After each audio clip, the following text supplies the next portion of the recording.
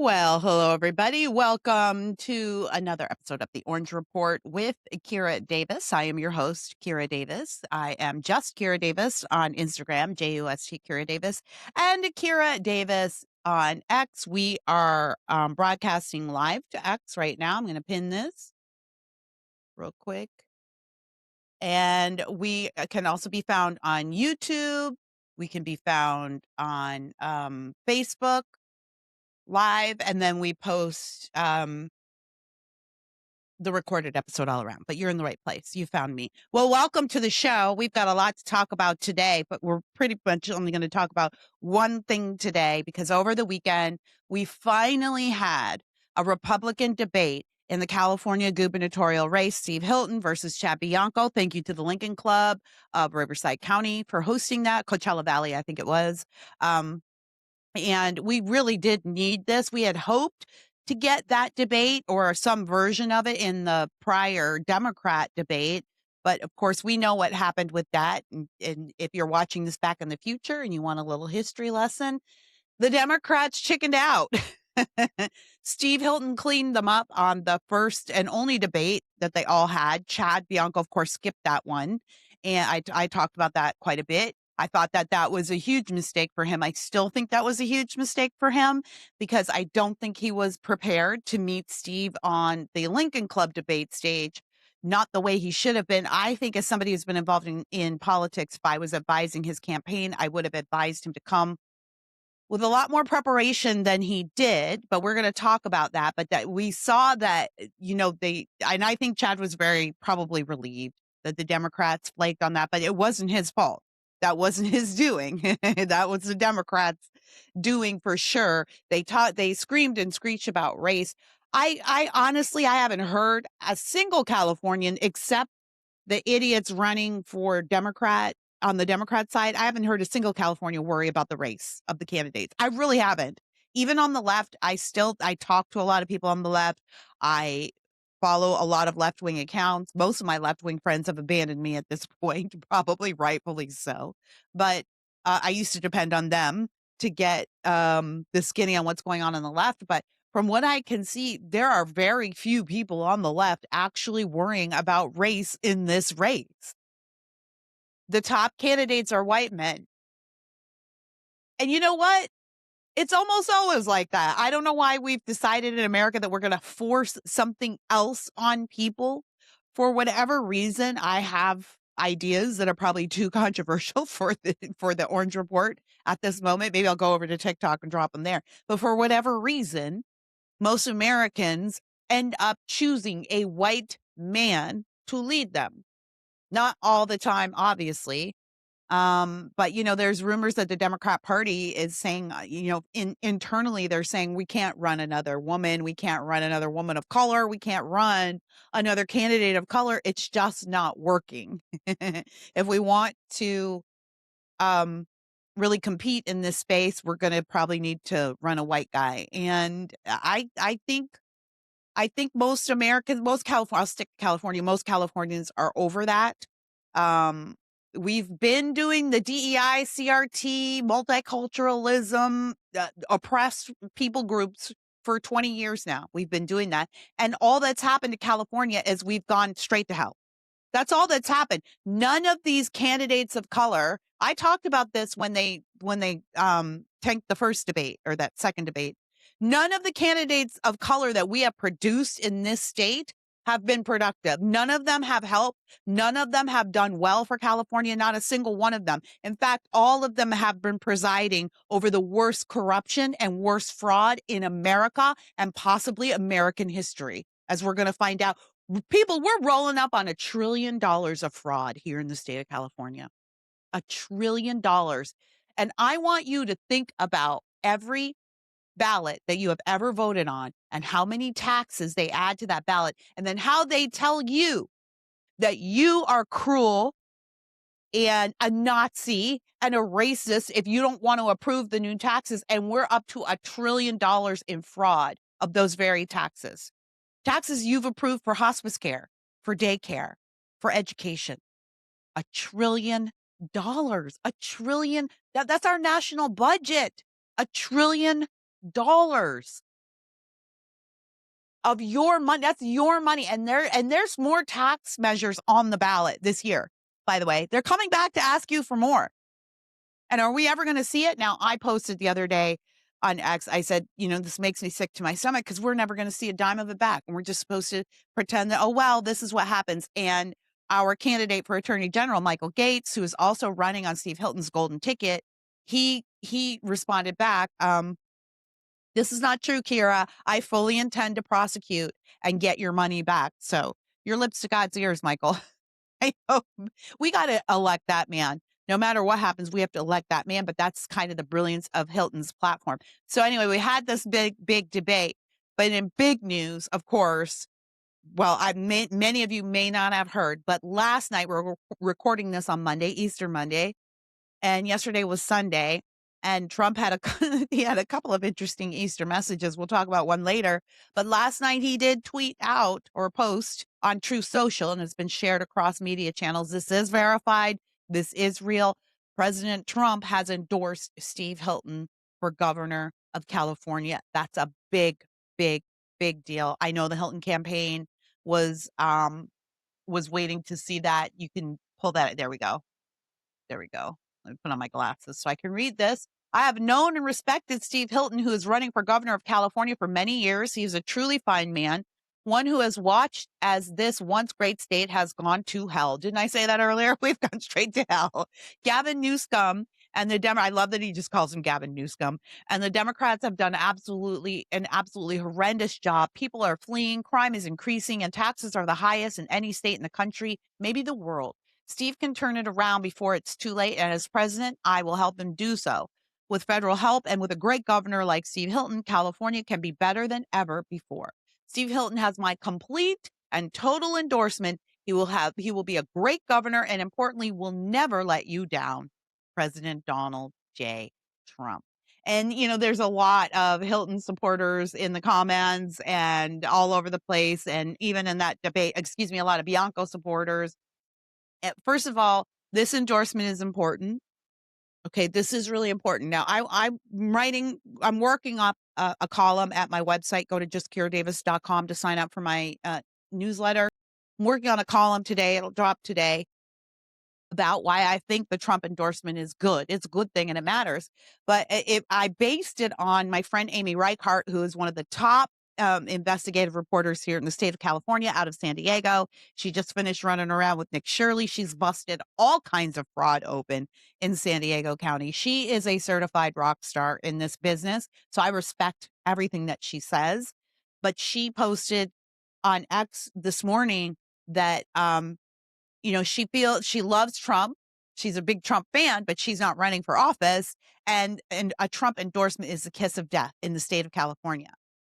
And you know what? I think she's wrong. I think she's right 2 years ago, 4 years ago, 10 years ago. I think she's right. Now I'm not so sure. And let me tell you why. Actually, I'm positive. I think this is a good thing. Let me tell you why. Let me make my case. First of all, Republicans have been running away from the conservative Republican brand in this state for 20 years. After we got the jungle primaries, every Republican and the official, position of the California GOP has been to move to the middle. You don't want to scare voters too much. California is a true blue state. They're only going to vote for Democrats. If we want to make our case, we basically have to be Democrat light. I have never thought that was a good idea, but I kind of bought it for a little while because I thought maybe I just don't understand how things work here. 20 years ago, I was new to the state. 20 years later, I can tell you that's been a disastrous point of view. The proof is in the pudding. I'm right. I'm right. Because you only need to look at the election system for the last 20 years. What have we won? We've won nothing. So that's been a losing strategy, right? We have 20 years of data on that to prove that. And frankly, as a former Democrat, I came over to the Republican side in 2004, I think. That was my first election. I voted for a Republican. And so as a former Democrat, I can tell you Democrats are going to vote for Democrat light. Why would you vote for a Republican when you can just vote for a Democrat? Do you know what I mean? You could just vote for a Democrat who legitimately supports what you support, even if you don't like some of the things that the party has done. Why would you cross the aisle to vote for a Republican who sounds like a Democrat? And I know that a lot of people feel like, yeah, but if you go in guns a-blazing and you know, are completely authentic as a Republican, particularly a conservative Republican in California, you're going to get rejected. You're going to lose. Well, first of all, we have been losing. We've already been losing. We've lost everything, almost everything except for here in Orange County, which is on its way out the door, people. We flipped blue in 22, actually. We've got you know, we've been losing. We don't have much more to lose. So to my mind, a Trump endorsement can't do worse for any Republican candidate. Just simply cannot. But it can do better. Number one, the point I was getting to is that Californians want a distinction. They want a distinction. I've always thought that I ran hard when I was running for school board in 2022. I didn't couch anything, and I did lose. And a lot of people in the Republican Party said, you need to calm down. You can't really be talking about the transgender thing in 22. People were still kind of on the fence about it. But guess who proved to be right? I did. I was running and I was sounding those alarm bells, and yeah, it did make people uncomfortable. I don't think that's why I lost. I don't think I lost. Actually, I don't think I lost. I think I won. But that's neither here nor there at this point. But, you know, to my mind, I was like, no, I have to be honest with the voters because people have to know what they're voting for. And so many Californian politicians have been lying to the voters. I would rather go down telling the truth than win telling a lie, because then you just have to live that lie. And then you become a liar, and liars become corrupt. So I'd rather go down telling the truth, but I don't think California needs to go down telling the truth. I don't think the Republican Party needs to go down telling the truth. Not at this point. Now, we should have always been telling the truth, because when you stand on the truth, God will honor that no matter what. Yes, I did lose my school board race in 2022, but God has honored me. He has honored my reputation. He has honored my career. He has honored my voice because I told the truth, even when it was hard to tell it, and even when it cost me something. I told the truth. Californians want the truth. We've been lied to so much, we left reservoirs empty when Los Angeles needed them. We let that happen. The people let that happen because we weren't paying attention. We've been lied to. So I think Californians are starving for the truth. I think they are craving delineation. They are craving clarity. And even the Californians go, you know what? No, the Trump thing, that's too much for me. Fine. Like, at least they know what they're not choosing. And then they know what they are choosing. But if we don't give them a distinction, then when things go to hell in this state, it's too easy for them to go, well, it's just the generic political landscape, right? We didn't have many good people to choose from. Instead of us being able to look back, we can't look back at the last gubernatorial election in the state. Brian Dawley, do you remember that name? Nobody does. Nice guy, boring milquetoast candidate who made absolutely no presence, who was no presence on the scene. Most people didn't even know we were having a gubernatorial election that year. If you don't give people a distinction and always and be consistent and truthful about it, then you don't have the moral high ground when people are finally ready to make the choice. So all of you milquetoast Republicans out there, now nobody trusts you. Your base doesn't trust you. Certainly the middle is not going to trust you because you weren't honest about what you thought and what you believed would be good for this state when it counted. Now you don't even have the luxury of standing on the truth, of standing on consistency. I do. And guess what? Steve Hilton does too. Let me address this too. It's no secret I'm a Hilton supporter and a Hilton friend. I've known him for over a decade now. His show is where I met Charlie Kirk. That's how I became a friend of Charlie Kirk's, on Steve Hilton's show. And Charlie Kirk endorsed Steve before his death because Charlie and I both knew the man that Steve was. But I'm running into people still today, to this very day. I ran into a good, intelligent, very politically minded woman here in California a couple of months ago. And we were talking about the difference between the two candidates. And at that time, I wasn't saying anything negative about Chad because I wanted everybody to make their own choices and make it honestly. I wasn't saying anything negative. So she was telling me all kinds of negative stuff about Steve, and I was just listening. And one of the things she said was, I know that you like Steve. She didn't know that we actually are personal friends. I know that you like Steve, but I have heard that he's a Democrat plant. And that's so crazy to me because I've known Steve for over a decade. Like, if he's a Democrat plant, then he's been playing the long, long game. Do you know what I mean? The long game. I have known this man since before he even had an inkling that he might run for governor. And I've watched him grow and change. And you know how he's grown and changed over the years? His core values have not changed. His core views have not changed. He's only become more conservative because just like me, he's been sitting in this state watching it fall to one party rule. And that's where he finally said, somebody's got to do this. And I think I have the juice to do it. And as I explained last week, that's why I'm supporting him. And if I thought Chad had the juice to do it, I would support Chad. But I'll tell you what, if I had like even a small measure of thought that Chad could pull this out, I was cured of that at the debate this weekend. Cured. I do not think he has what it takes to face this Democrat field. He could barely face Steve. And I think he did way better than I thought he was going to do, by the way. He really did. But even then, as somebody I'm politically savvy, I've worked on campaigns and I know what I'm talking about. And if I was his campaign team, I would have been real nervous about that performance. He was antsy, he was defensive, and he didn't really have good answer for the very combative things Hilton said. And of course, he was going to be combative. That's the other strange thing that's happening today. Everybody's like, well, Hilton said mean things about Chad. Like Chad doesn't say mean things about Hilton. Chad does all the time. I only went public with my Hilton comments, with my Hilton, endorsement when I sat personally in a talk. I sat right in front of Chad and I watched him look at me as he tried to spin a TPUSA endorsement. He was lying. He was lying and I couldn't believe it because until then I thought we were all playing nice. And then I realized Chad's not playing nice. So the reason why you think that Steve's the only one giving negative talking points here against Chad is because Chad's not on social media. I mean, he is. A lot of you follow him. But like, for instance, have you seen any clips from that debate? That's huge. He should have had a rapid response team putting those clips out right away. That's huge.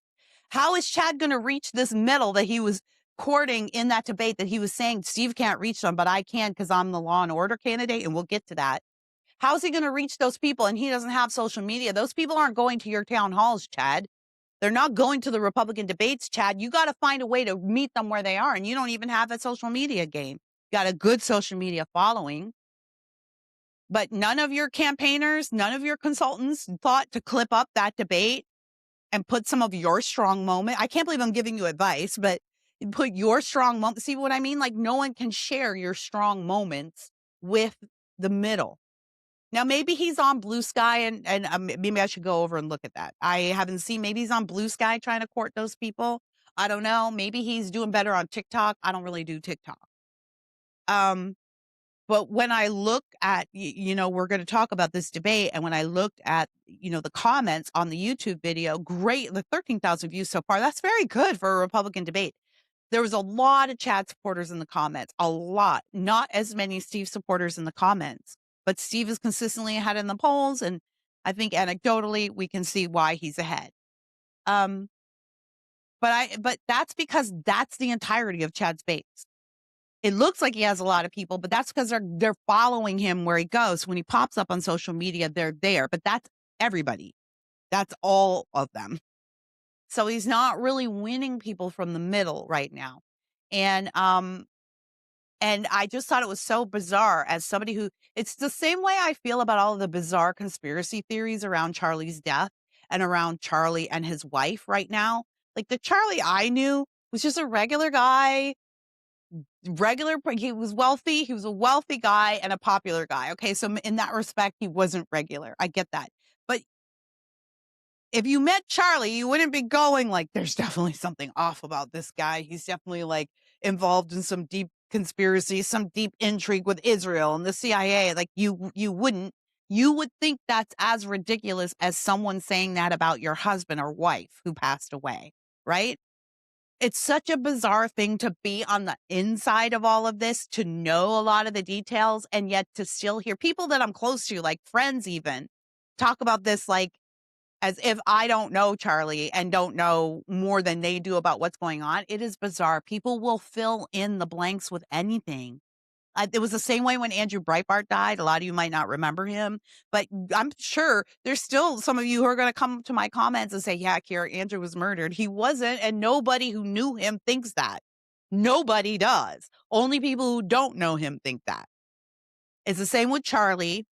And with Steve, I just found that so bizarre that someone would say that so easily, and I still hear that. It's like, it's so weird to me because I've known Steve forever. And he's a real person. He's a real human being. You know, he's not some secret plant, you know, but it's just so odd what politics does. And it's so odd that Chad has now inspired almost a cult-like following where like even a Trump endorsement for some people, like you all voted for Trump and Trump had, and you know, all of them are like, well, you know, Steve's got Gloria Romero and she's a former Democrat who, yeah, came over to the Republican side many years ago, but that's still not years enough for us. You know, it's like being from a small town and someone new moves in. You're not a towner. You're not a townie for like 20 years. It's the same like in Republicans, I guess. Like the base Republicans don't like people just coming over. You got to prove your mettle for like 20 years or something. But that's what Trump did. That's how he won. He built a coalition and all of you voted for that coalition. And suddenly, because Trump is using his wisdom and political savvy to endorse who he thinks is going to win California, all of a sudden it's like, well, I don't trust Trump. It's just that's culty behavior. That's cultish. I'm seeing a lot of that today. No matter the Trump endorsement is good because it will make a delineation, but also it's going to drive voter turnout in midterms. That's going to be really important. This is a midterm election. Presidential election is different. It's easier to get people out in a presidential year because people are already concerned about the presidential election. And a lot of people start at that spot in the ballot and stop there. By the way, shame on you. Should go down to the bottom of your ballot. That's where all of your local races are. And don't forget that it wasn't President Trump who closed your school during COVID. It was your local mayor, your local health department, your governor, all the local people. So you need to train yourself to look all the way down the ballot and don't vote for an office you don't know anything about. Because you could end up voting the person who will close your schools down. You'll vote them in because you were like, oh, I've seen that name before. That happens a lot with judges. Don't do that. You're not helping anybody. A lot of you, I know, I know for a fact, because I queried you afterwards in 24, a lot of you voted for the judges who closed your schools down. You didn't know it. And they won by like 4 or 5 votes. That's how narrow it is sometimes. You voted for the person you were bitching about during COVID. So be really, really careful. It's not a test. All right. You don't get penalized if you don't answer every question. You don't have to vote for every office, but you should scan down and vote for what you know. So in the off year, in a midterm year, it's turnout that wins, not a presidential election that brings out the whole nation. It's turnout. It's who's aware of the issues. And we've got voter ID on the ballot this year, and that's a huge issue for left and right. It's 80-20. Everyone wants it. It's going to be a huge driver. That means it's going to be a huge base driver. So what do you want? You want somebody who speaks to the base. Who speaks to the base? Trump. And what did Trump just say? Vote for Steve Hilton.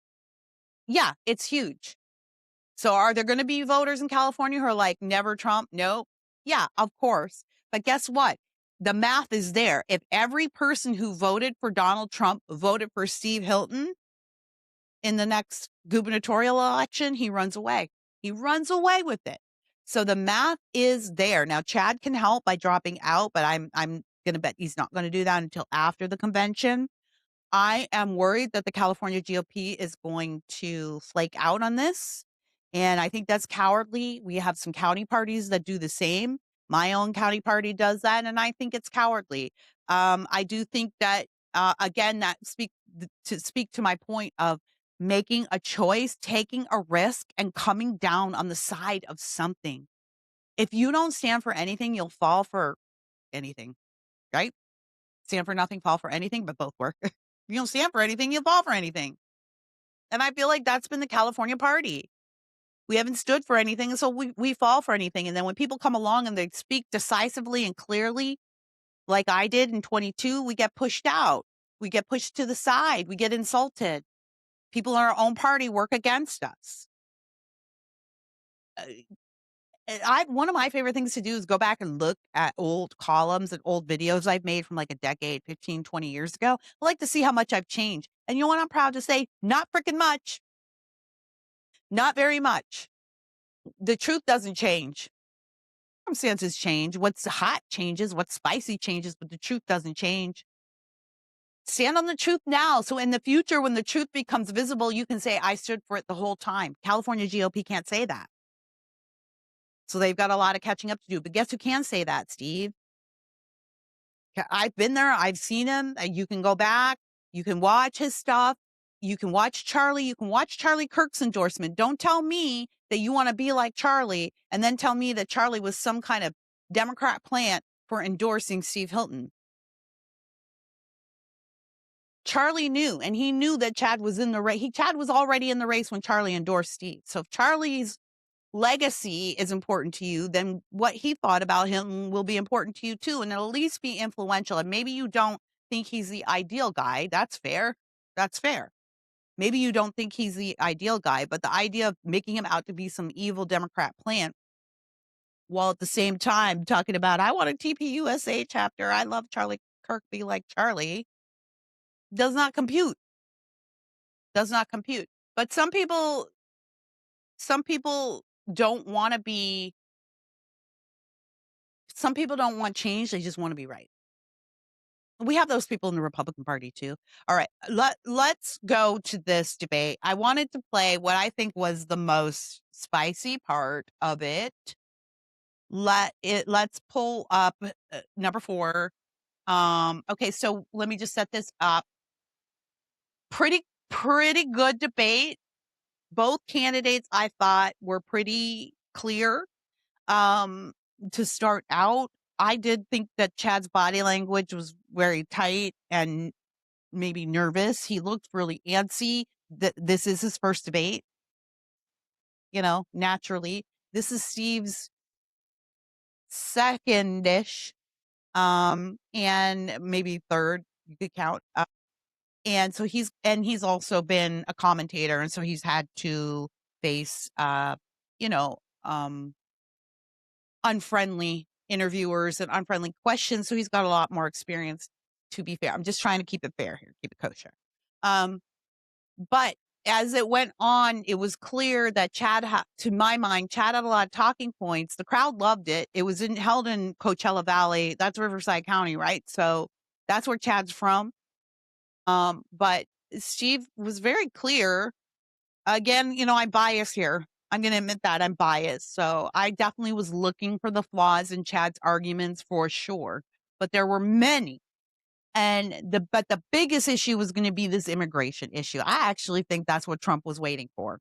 I think he was waiting to see who was going to come out strong on that, because Trump just wants to win California. Yes, he knows Hilton and he knows a lot of the players in this race personally, but he just wants to win. And so do we. So does Steve. That's what I like. So does Steve. He just wants to win. And so the immigration thing was going to be the biggest thing, because Chad had that very iffy video where he supports amnesty. I'm not even going to say seemingly supports it. I watched the video ad nauseum and could not glean any other message from it. And as an opinion journalist myself, I did do my best to watch that respectfully and as objectively as possible. And I did the same with the BLM video. The BLM video is what really changed my mind about Chad, because I'd only ever watched it without sound. But when I watched it with sound, it was a completely different experience.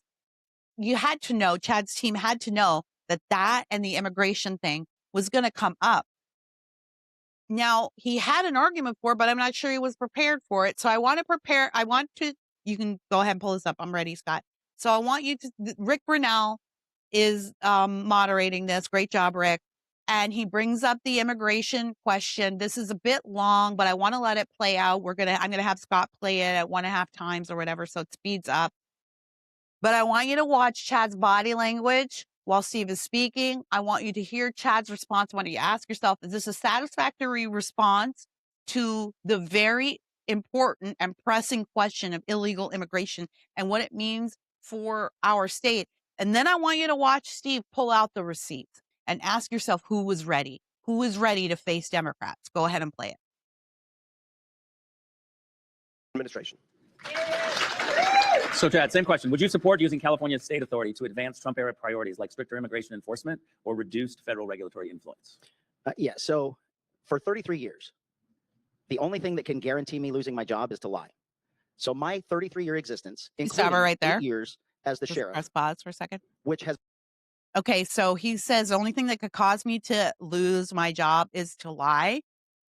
And he did lie. He told a really big lie in the Trump Coachella Valley rally right before election, where after Trump survived that assassination attempt, R.I.P. Corey Compertori, he went to Coachella Valley and Chad claimed that he stopped another assassination attempt. And that guy that he stopped is still going through litigation right now. It wasn't an assassination attempt.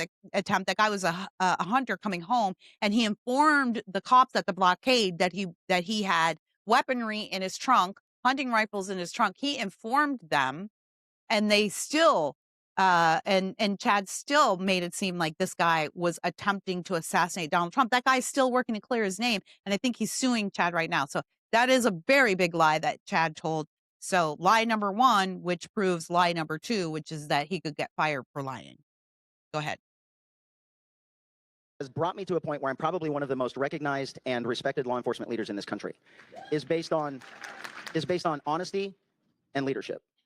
And so the disagreement that Steve says we have in this is based on 100% an absolute lie, either from you or a staffer. And so the leadership part is you don't get to pick whether it was you or the staffer because you're the one repeating it, so it's you that's lying. The reality of California and immigration is we have a sanctuary state law that I am actually suing the state to remove it.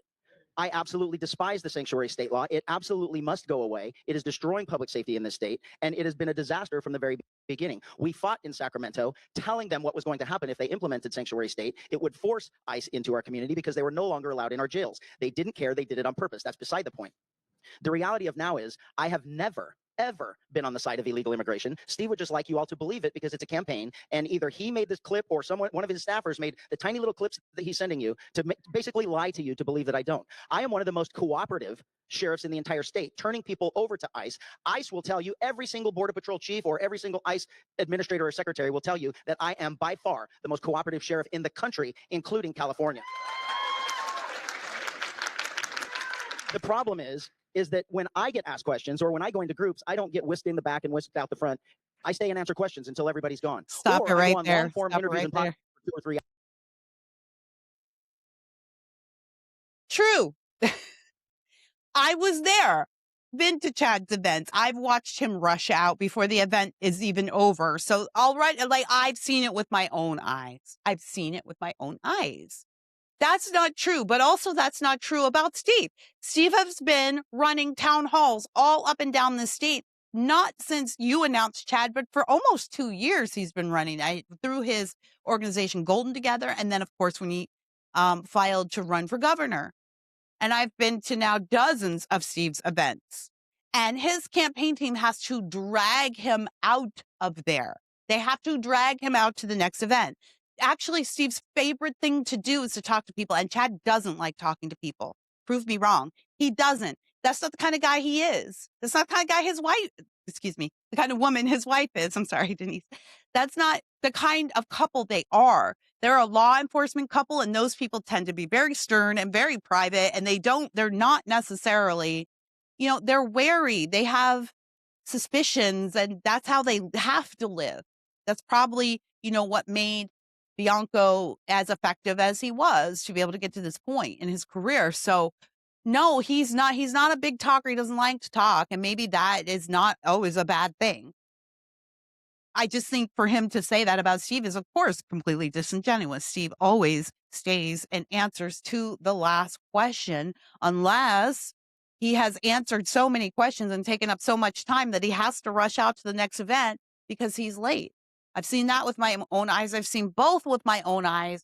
And I watched Chad go negative first with my own eyes, So he's lying about that. Continue. hours. So it gives disingenuous politicians, lifelong politicians, the ammunition to cut and paste and slice and tell you a different story of what is in context. So the reality of immigration is I am completely against any form of amnesty. I've never said that amnesty was a good idea. Only Steve has in his attacks on me. Every single person that has come across this border illegally knew that they were going to be deported at one point or another. When we arrest them in the jails, they absolutely must go back to the place they came from. Stop. And that has to happen by Stop. I want you to notice how he's answering these questions, because he has not refuted what he said in those videos. All he said is illegals in the jails, of course they have to go. But that's not what we want. That's not what California wants. We do want the illegals in the jails to go. We would like ICE to go in and get those people instead of having to patrol the streets to pick them up and any other people that might get caught up in that. We don't want that, of course. But we don't want just that. This is a whole problem. We want them all gone because our whole system is collapsing under the weight of this illegal problem. And I want you to notice how Chad is shifting his language on this. Keep going. either someone in the jail, the sheriff, calling immigration and having them come pick them up. End of discussion. Funny thing is, that's how it worked up until 2017. 2017, it all changed. That's when sanctuary state policy happened. Here's what cannot happen. And this is exactly what I said. The federal government is responsible for immigration enforcement. It cannot be local law enforcement. Local law enforcement doesn't have the jurisdiction. We may cooperate, and in some special instances, we did. But I cannot have deputies running around the streets doing immigration enforcement. And let me tell you why. Because we don't get to pick whether you're here visiting from Arizona, from another country, or whether or not you came here illegally. We don't even care. All we care about is if you are a victim or a suspect. So what I was talking about, that he is just completely lying to you all about me not cooperating with the federal government, is this is what I cannot have. And if any of you disagree with me, there is something seriously wrong with you. I cannot have a 14-year-old girl being repeatedly raped under the threat of deportation or the deportation of her family. I have to have that little girl know that when she sees somebody in uniform, she can run to them for help and know that we are going to help her. Okay. That is why the street level enforcement. I know that obviously that's a very passionate example, who can be, great job, Chad. You can't, how can you argue against a 14-year-old girl experiencing sexual assault? You're a horrible person. Of course he would use that, but he used that so that you would be emotional enough to not pay attention to what he said afterwards, which is I can't have these people being afraid of law enforcement in our communities. Now, I understand where he's coming from. Believe me, I have plenty of law enforcement in my family. I've had plenty of law enforcement friends. I understand dealing with the local community is a lot different than dealing with, federal issues. And if you're there to serve the local community, it's complicated. So I totally get that. I'm not saying I don't get that. But he's running for governor. And so when he gets to Sacramento and he let's say gets there without a team, Steve, if he were to win, Steve would be doing him the favor also of running this golden ticket if any of them win too. But let's say he gets there without a team. Now he's facing the Democrat supermajority and the mob that runs Sacramento. And they say, and they put pressure on him. He's already indicated to you that he has limitations. He's already indicated to you that he's putting limitations on his values around immigration. This is what he's indicating. So when a Democrat goes to him and says, look, Chad, we don't want you to cooperate with ICE even in the jails because it's making the community nervous and law enforcement is not going to be able to develop trust with that community. Is he going to say, oh, no, absolutely not. I stand firm on this and I'm not changing? Or is he going to kneel to them the way he knelt to the BLM crowd that told him to take the knee, that screamed at him to take the knee, that demanded he take the knee? And then he took a knee, crotch level in front of that man. I'll never forget that image. That's not the image of a governor. So I want you to pay attention to how he's shifting the language around this. What he is telling you is, yeah, I'm going to cooperate with federal law enforcement. Great. Thank you, Chad. As he says, that is the law. But we may not insist that local police cooperate with federal law enforcement or ICE because we don't want to make the illegals in our neighborhoods scared. And I think what will make the illegals in your neighborhood safe is if you enforce the law all the way around. Call me crazy. All right, go ahead. throughout our history has never been involved in immigration enforcement. It has always been in the jails. When we arrest you, when we stop you for victimizing us, and you're in the country illegally, you've got to go. And I am one of the most cooperative with our government in that All right, stop one realm. more time And and I let am me make a suing. point here. This is what I want to say about that.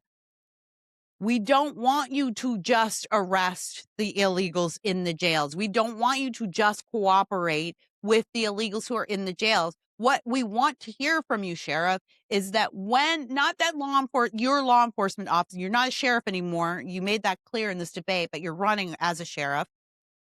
But when your local law enforcement officers are out and they run into, say, gangs, let's say they run into one of these e-bike cyclist gangs that take over our streets all the time. What we want to know is when they discover that some of those people are illegal, they will hand them over to authorities. They will refer them. That's the thing Chad is not saying. Do you understand? Can you hear it? That's the thing he's not saying, is that local law enforcement will also do their jobs when it comes to arresting people that they find in other criminal cases. For instance, if they go to a robbery and they discover that one of those people is here illegally, we want to know that that guy at that moment, even if he hasn't been arrested, is going to be referred to authorities. We want to know that when you suspect that, when you local law enforcement suspect that in a neighborhood, in a community, when you suspect illegal alien activity, you will report that to the federal authorities who can do something about it. So I want you to pay attention to what Chad is not saying. Keep going. The state right this second, and it's been going on for years, trying to get rid of sanctuary state. So the lie coming from Steve or his staffers, but here's the difference. I know what leadership is. It's coming from him. The lie that I am against some type of enforcement of immigration is absolutely ludicrous. I am the law and order person that for my entire career is based on integrity, leadership, and honesty. So you're 2 minutes behind. So do you want to take out this and? Well, I agree. Okay, with Chad stop that right the here. leadership is coming from me. I cut Steve off. He just said, I agree with Chad. The leadership is coming from me, but I also want to say that Chad he's running as the law and order candidate, but he's talking about amnesty. Remember, think about what he didn't say. Think about what he's not saying. And here's the other mistake. Again, if I was running Chad's campaign, I'd be talking to him about this. You don't run over 2 minutes so that you let your opponent have an extra 2 minutes on the back end. Steve should not, again, I'm just have my campaign hat on. Steve should not have the last word and extra time to say it, right? Like rookie move. Again, this is what I'm saying. Chad doesn't understand. Steve kept it concise. He knew exactly what his parameters were. If Chad gets on the state stage to face Democrats and he's making those kind of mistakes in debates, it's a death knell. This is what I'm saying. It's not just about if he's a good man or not. It's about, can he face the people he needs to face and win? And this is a big rookie mistake, to go 2 minutes over your time with defensiveness, in defense of something. You're not even positing stuff. You're defending yourself for an extra 2 minutes. Now you've given your very intelligent and educated opponent an extra 2 minutes on the back end to have the last word. Rookie move. Keep going. He made a very serious accusation, accusing me of lying, and I thought he might do that because he's done it before. And so I just want to be clear about the words that Chad used and the words that I used to describe his positions. Here's what I said. I said that Chad has said that he supports a pathway to citizenship for illegal immigrants, no matter how they came here. And I said that he has said that the 10 million people who came here under Biden across the open border are actually here legally. That's what I said, he said. So I brought his words with me. Pulled him right out of his pocket. Here we are. The Brit Mayor Show, April the 11th, 2025. It's last year. This is a quote. What many people don't realize is that the 10 million individuals who came through Border Patrol into our country in the last 4 years are here legally. That's what Chad said. And just a fact for all of you, they all are. They may not be now, but they came across legally. So how is it a lie for me to say what you've just confirmed you said, Chad? You also said the bottom line is This right here. that we absolutely must. I mean, and then Chad confirmed it. Do you see what I'm saying here? Forget about whether or not you think Steve is a good guy or Chad's a good guy. Is this the guy who's going to face the Democrat machine both on the candidate stage and in Sacramento if he wins? Is this the guy who's going to do it? He just said Steve was right. He just said Steve was right. He just said that, yes, I did say that the 10 million people who crossed our borders in the last 4 years came here legally. He said they're not legal now for some reason, but they did come over legally at the time. Now, I know what his reasoning is because I watched Chad and I've heard all of his explanations about this. And his reasoning is that the Biden administration let them over, and that means they're legal. Can we work with that? That's probably what did Trump in. Can you work with a candidate who says that? Well, they came over, but it wasn't their fault. Biden let them in, so they're here legally now. Let's just absorb them. This is not what we want. We want them gone. And that's the point. The fact that Chad doesn't understand that and he keeps talking in circles around it, I don't understand how his base doesn't see it. Continue. Have a path to citizenship for people who are here. The same pathway that you got. Pastura, no. Rude. What an outrageous and offensive insult that Chad just made to every legal immigrant in this state and in this country. Yeah. I came here legally. We have a pathway to citizenship in this country. It's called legal immigration. I just took it. Here's what Chad said on November the 22nd last year. Quote, right here, Scott. Whether they can. You'll notice, Chad, how antsy Chad is, and you probably didn't notice but I like to pay attention to body language, and Chad's got the antsy, anxious body language, and he's tight, he's closed, and he's reacting. His body is reacting to everything Steve is saying, and that is not, we can't have that guy in Sacramento. We can't. There's going to be a lot of craziness up there. We can't have that guy. But then for him to say, in a state like California, where a lot of us here came from other countries, a lot of us came here legally from other countries, in a state like California, trying to compare Steve's path to citizenship, which is also the same one I took as a Canadian many years ago when I was 18 years old. A little different, I guess, because I have an American parent. But nonetheless, we both went through the legal machinations to get here, to be here, to call ourselves Americans. To compare that to what Steve is, and ostensibly what he's talking about, which is illegal immigration, which he just spent all that time saying, I'm not for this, I didn't do this, and then says this, that is very rude. Do you see what I mean? Steve didn't go negative first. Chad did. Y'all just didn't see it. Because Chad doesn't do social media very well. You got to be sitting in place. You got to be sitting in these events like I am, because I have a job to do. All right, keep going. Came into the country legally or illegally is irrelevant at this point because we allowed it to happen. February the 20th, this year, we absolutely must have immigration into the country. It has to be controlled, we agree about that, and it has to be expanded significantly. I don't agree with that. In California, we rely on it, we depend on guest workers, and they're being cut back. We have to come up with a solution. I don't know if it's amnesty, but there should be consequences. February the 6th, 2025. Let me make this perfectly clear.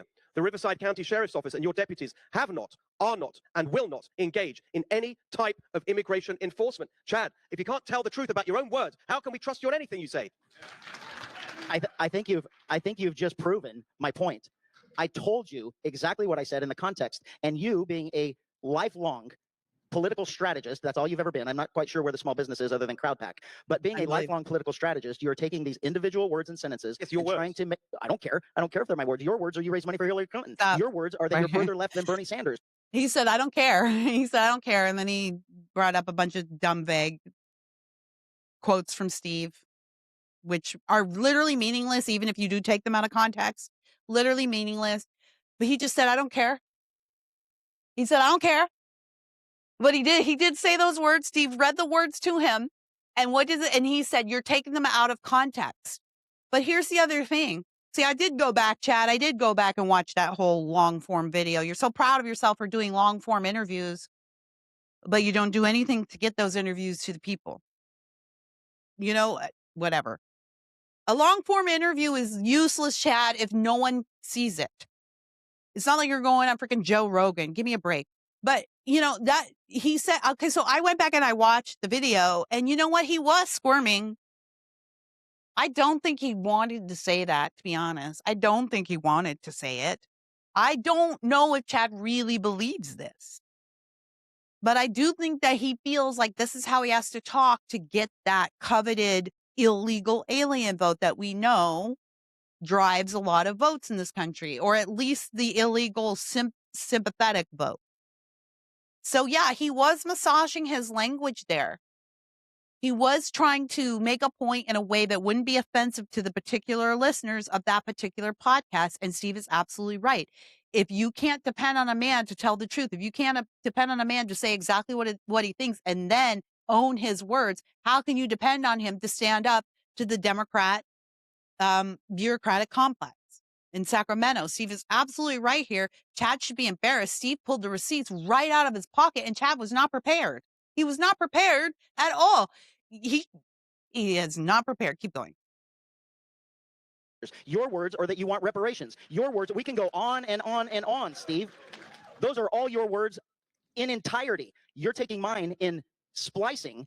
Okay. This is real. It's everything. And what I want you to do is go research it, because if you watch, well, I want you to sit through the whole hour and a half, but it's actually great stuff. If you're just going to take a quote from it, I did. one sentence of 5 seconds, you're not going to get anything out of the context of the entire thing. Our immigration system is broken. I am completely against what we have. If you think it's broken, I mean, you're not paying attention to what we have. What a pathway to citizenship. I have friends who are here legally, that it's been 20 years and they still can't get approved. So one of them is 15, and he's completely terrified now because they're saying they're going to deport him. He's got 2 kids. He's been here 15 years and he still can't get approved. So absolutely, we have to fix this pathway to citizenship. We have to have it to where they can get it done. And exactly what I said is that we absolutely must have a pathway to citizenship for people who are here, who are trying to get through the system, instead of it taking 10, 20, and sometimes 30 years. It's common sense. And I want again to point out, I know you're hearing the crowd go wild, but they are in Riverside County. This is his stomping grounds. And to me, that's another notch in Steve's belt. He went into enemy territory and did not flinch, and he didn't quit, and he didn't, flake. So I think that says something about him. But then, this is Chad is saying, well, it's taking 10 to 15. Listen, no one knows better than me. I know better than Chad how long it takes. And definitely Steve does too. And I had an American father, and it's a very deeply complicated and ridiculous process. He's not wrong about that. But why? Could it be that our immigration system is so backlogged with illegal cases that the legal cases are hard to get through? Again, the problem to stop here, the thing we can stop right now, immediately, that will result in immediate relief, is to end illegal immigration and send every single person who is illegal here home. And that's an 80-20 issue. Chad is still spinning, and he's spinning so hard, his body can't sit still. This is not a man who is going to perform well on a general election stage. Keep going. Okay, look, so we are at the point where everybody is even in terms of time. We've been very aggressive about watching time, and we are also 8 minutes over. What I'm going to ask everybody to do right now is take 2 minutes each. All right, you can stop it there. Please keep it to 2 minutes. And let's come back. All right. I suggest you go and watch the whole debate. Thank you to the Lincoln Club of Coachella Valley for hosting that. We needed it. Thank you to Rick Grinnell for being the moderator. I thought you were a very good moderator, sir. We needed that. I don't think that I don't know if it changed your mind.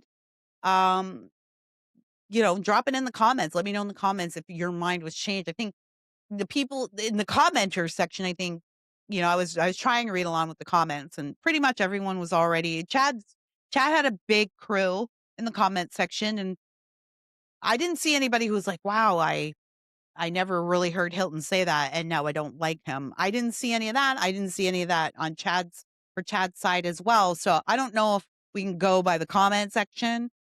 So we'll have to see. But I feel like we can go by Trump's endorsement. I think that's what Trump was waiting for, because immigration is the biggest issue. That is the biggest issue because it's informing everything else. The fraud is because of our immigration system. The crime is because of our immigration system. The lack of medical care or difficulty in medical care, that's because of our immigration system. The traffic is because of our immigration system, right? Your crowded schools are because of our immigration system. weird guys like Mamdani getting voted in for some reason into the capitalist capital of America, of the world. That's immigration. That's illegal. That's a result of illegal immigration. So the illegal immigration issue is top of mind for everybody, particularly in California. So I do believe that Trump was waiting to see who was going to come down the hardest on that, because that's the person he needs to work with and for. And as far as I'm concerned, all Chad did was make it look like he could be convinced otherwise if someone made a good enough argument to him.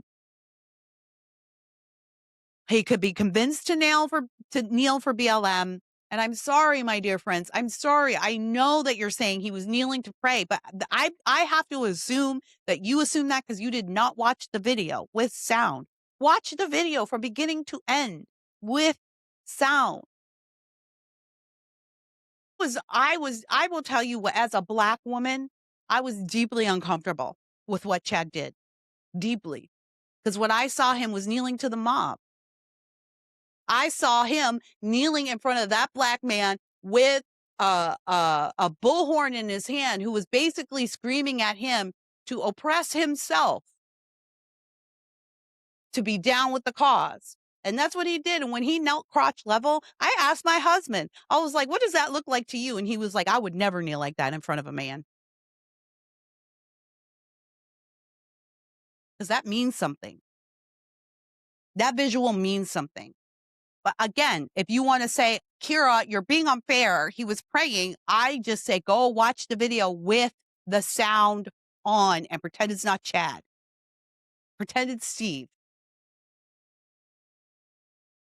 Look, I know people get emotional these times. This is why I'm not coming down too hard on y'all. And my friends who are Chad supporters, and they're really upset with me because I'm supporting Steve and I'm being negative about Chad as if we could get through. Let's pretend Steve and Chad get through. Do you think they're not going to go negative on each other? Like, this is politics. This is how it is. But see, I'm okay with it because at the end of the day, we're all going to be one big happy family because we have to be. At the end of the day, that's what it's going to be. We're going to get behind one guy one way or the other. All right. And by the time the next gubernatorial election comes around, we won't even remember these arguments that we're having. Some of y'all are laying down these arguments like they're going to decide the rest of your life. And we're not even going to remember who was in this gubernatorial race in 4 to 8 years. It'll be like John Kerry or Howard Dean, there'll be names that sort of trigger a vague memory, but we're not going to be holding each other accountable for all of this right now. So some of y'all out there need to calm down. All right. We're going to come through primary season and we're all going to be one big happy family. So don't take it too seriously, but take it seriously enough to pay attention. You don't need to be throwing your fellow Republicans overboard because they're not thinking as clearly as you want them to be on this issue, or vice versa. I think the Trump endorsement is a good thing because it adds distinction. And like I said, the math is there. If every person who voted for Trump voted for Hilton, he wins in a landslide. And that's not even including the people who are just so sick of the Democrat BS that they have no other choice than to cross the aisle just to make a protest vote. And there's a lot of them out there, I don't think, I've never thought anybody should run from the Trump endorsement ever. I do not think so, unless you don't like Trump personally. If you don't like Trump personally, don't take it. I get that, and tell people that. But part of why I think helped Trump to win is that he made a distinction. He made it clear, and he didn't apologize. He didn't couch his words. And that was attractive to Californians, even the ones who didn't agree with him. That was attractive to Americans, even the ones who didn't agree with him. That's how I ran my school board race. And again, yes, I lost. And you can say, well, see, Kira, you lost because you were too. And the woman who won didn't. The conservative woman who came behind me and ran the next race and won, she wasn't taking those hardline stances. She wasn't being controversial. She wasn't out there screaming at the top of her lungs about the tampons in the boys' bathrooms and boys in the girls' bathrooms. She didn't do any of that, and she won. So but I don't think I lost. I honestly do not think I lost. I think I won. And not my opponent, my successor, if you would, she was my successful successor. successor, the successful woman, the one who won successfully, when I talked to her, she was like, I don't know. It's so weird, Kira. I don't know. It's like, I don't have half the pushback you had in your race. I'm almost wondering, like, I'm scared. Why are they not? They're so quiet. Like, they show up at a couple of events, but they're not doing what they did to you. Like, they followed me around. They were still following me around when she was running. The unions were, right? That's because I think it's because I was very clear and very bold about what I was going to do. Is step number 1, fire all the lawyers. Step number 2, audit the school district. Step number 3, fire the superintendent. I was very clear. People want clarity, but guess what? That hurt. Some of you have heard my story of that loss I took because I felt like I lost for my kids, because that's why I ran, was for my kids. So when I lost, I took it really hard. But I'm so glad I stood on the truth and did what I knew was right. Because what I was saying then is the same thing all y'all are saying right now. All y'all are saying it. You're running on it. Sonia Shaw came to our Central Committee meeting last month, and she gave this rousing speech about the trans cult in our schools. And people were standing up cheering. Some of the very people who told me to be quiet, who told me that I was being too loud about these crazy issues in 2022. Stand on the truth, even when it's unpopular. But I don't even think the truth is unpopular anymore. I think it's popular. Okay, before we go, I know we're running a little long, but Scott, before we go, let's talk about Trump's Easter message. Number 5, clip 5. He sent out an Easter message yesterday, and people were a bit upset about it.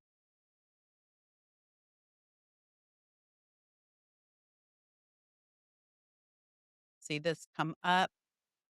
Here we go. Trump's Easter message. He says Tuesday, he's talking about Iran. Tuesday will be power plant day and bridge day, all wrapped up in one in Iran. There will be nothing like it. Multiple explanation points. Open the effing straight, you crazy bastards, or you'll be living in hell. Just watch. Praise be to Allah. President Donald J. Trump. And a lot of people took issue with that. I mean, a lot of people on our side, for a couple of different reasons. They didn't like the vulgarity of it. They thought it was kind of mean and kind of weird on Easter to talk about going to kill people on Easter. And I responded that, look, I think it's fine. It's a perfectly fine Eastery message to me. I don't really even care about the language at this point, because these are crazy times and Trump is pissed because this is a global caliphate against the American people. I do want my president to be pissed about that. Don't you? Don't you? So he's upset. Now, people felt like, oh, on Easter, one of two things. Number one, they felt like he shouldn't be talking like that. I shouldn't be talking about killing people on Easter. I would like to remind everybody that Jesus came the first time to save, but he's coming back the second time to kill. I'll repeat. Jesus came the first time to save. He came in as a lamb, the sacrificial lamb. Second time, he's coming in as a lion. He's coming to kill and destroy. He's coming to kill people. That's the separation between Jews and Christians, right? Jews, that has always been their vision of the Messiah, the warrior. So for Jesus to come in as a man who ended up being crucified, which was very shameful, who ended up being, quote, killed, that didn't jibe with their version of the Messiah. They see the second Messiah. They see what we see as the second Messiah, which is the warrior who's going to come in to kill people and bring justice and slit throats. That's part of Jesus too, everybody. So the left got y'all spinning around thinking like Jesus is some kind of hippie in sandals. He is not. He is a lion. He is Aslan, and Aslan is on the move. And lions can be very adorable and tender and seem soft looking. And when you go to try to pet them, they'll tear your face off. Don't think Jesus can't tear some faces off. He's coming to do that too. And it's the other part that Trump said, praise be to Allah. People are like, why is he praising Allah? If you think that Trump was really praising Allah, give me a break. He was telling them that their God is nobody. Their God is nobody compared to ours. And their might is nothing compared to ours. That's what he was saying. You want to praise your fake God, your dead God? Go ahead. We're still going to kill you. So I didn't have a problem with the Easter message. I know who Trump is, and I've never asked for him to be anyone else, and I've never been surprised when it turns out he's not anyone else. I've never once been surprised. You have to be pretty naive and shallow to think you're going to get a different version of Trump at some point. You haven't been paying attention. It was perfectly fine. There are enemies and they're not good people. They're not just people who just think a little differently. They're evil people. Not the people of Iran, but the government and the people who would choke global prosperity and the global economy for a losing battle. We are going to win. We are winning. They're just buying time. The enemy is always buying time. That's all the enemy is ever doing. Because as we celebrated this past weekend, the victory is already here. The victory has already become. Christians believe this, that the victory has already come already, but not yet. It's here, but we haven't seen we haven't seen the linear end. Time is not linear, I don't believe, but in our present day, we haven't seen the linear yet. Already, but not yet. The victory is here. So Trump is talking like a victor. These people are just buying time, and Trump is saying, no, what you do is evil. What you do to your own people is evil. What you try to do to other people is evil. Your God is evil, and what you believe is evil. And if you don't get out of our way, we're going to kill you. Happy Easter. Praise be to Jesus. Flipping tables is an option too. We've watered down, we've neutered Jesus. And that version of Jesus was like good for a while, good for the hippies. It was good for me. That's the movement I came in on as a teenager, that the tail end of that Jesus movement, the hippie movement has its place because humans are overcorrecting, and we made Jesus into this very stern and God into this very stern, uncaring, distant figure. And so that was the clapback to that. But now we've gone way overboard and we've forgotten that God, the sword is part of the weaponry of the faith too. All right. Now we really have to go. So tell me what you think. Of course, the comments are always open to you. You can comment here on X or go over to YouTube. Hit me up on justkiradavis.com. Go see what I've got going on over there. Don't forget, if you just want to break from the politics and just want to have some good old fun, hit up my other podcast, Journey to Christmas Land. I do that with my good friend Amelia Hamilton, and we love cheesy Hallmark Christmas movies. So we do Christmas all year round because why not? Like, really, why not? We're grown up, so we can do whatever we want. No politics at all, not even sneaky stuff. In fact, if I get a little too saucy, Amelia will put me right back. Like, we barely do negative stuff because in Christmas Land, which is what we call the universe of cheesy Christmas movies, in Christmas Land, there are no negative feelings. We just have a good time. So Journey to Christmas Land, we're on Substack, X, all those good places. I'm Kira Davis. I will see you tomorrow right here on the Orange Report with Kira Davis. Until that time, don't forget that sunlight is the best disinfectant. So bring on the sunshine.